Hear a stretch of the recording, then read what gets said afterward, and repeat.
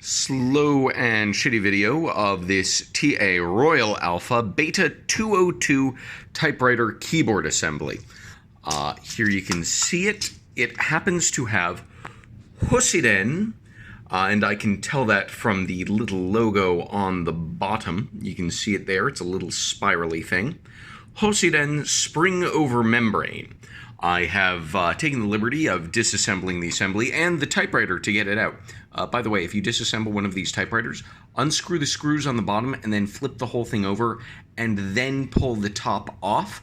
If you try and pull the bottom off, you're gonna break things. Don't be like me. I'm a bad example. Don't be like me. These happen to use a sort of thin die-subbed keycap. At least I think that they are die-subs. If they are silk-screened, they are such high-quality silk-screen that I cannot tell. They're pretty nice. They appear to be standard Alps mount, and it occurs to me I haven't actually put them on anything, so if I put them on something and they don't actually fit, I'll let you know. But they look Hosiden from the top. They look like Hosiden's actual mechanical switches. I've got one taken apart, although I did lose one of the 4 little clippy bits that go on the side here that hold it in. It was a bitch to get out of the plate.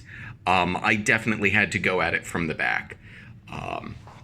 You can't, even though you should be able to pull these out from the top without having to disassemble the whole thing, you have to disassemble the whole thing to be able to muscle one of these out. They're in there pretty good.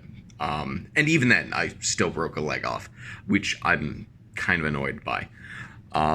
They come assembled like so, with a big spring in here, and the slider sort of embedded in the housing.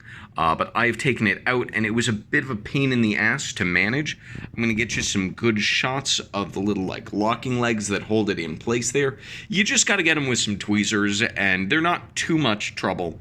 You're not going to break anything getting that out, but it's a bit of a hassle, so I don't feel like reassembling it. Under the bottom here goes a little membrane pusher spring, which just fell right through because it balances on this little nubbin right here.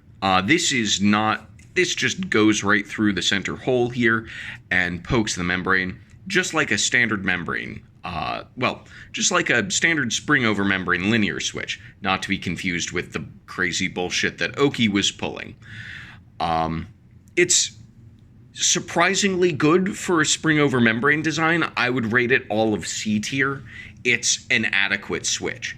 It's not too progressive. The weighting isn't too awful. Without this little asshole here, though, this goes up to being a very high quality switch, but that's how spring over membrane works.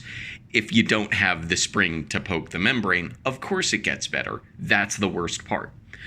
These Hosiden switches are particularly notable, both for their rarity and also probably because of their rarity and therefore low production numbers.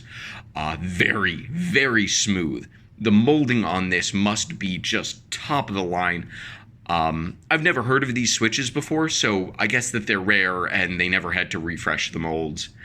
This is a very smooth switch design. It also helps that mine is in very nice condition, but yeah, good quality stuff. Some of the best spring over membrane stuff I have ever encountered. I like it better than even BTC Dome with Slider. Not BTC Dome with Slider, BTC Foam and Foil, which is not really that awful, although it did actually win worst keyboard at the meetup that was 2 days ago down in DC. So your mileage may vary. Solid C-tier switch, pretty interesting. The keycaps are lovely. I hope that this is useful documentation because I have never heard of this shit before in my life. Thank you for watching to the end. You have bad taste in videos.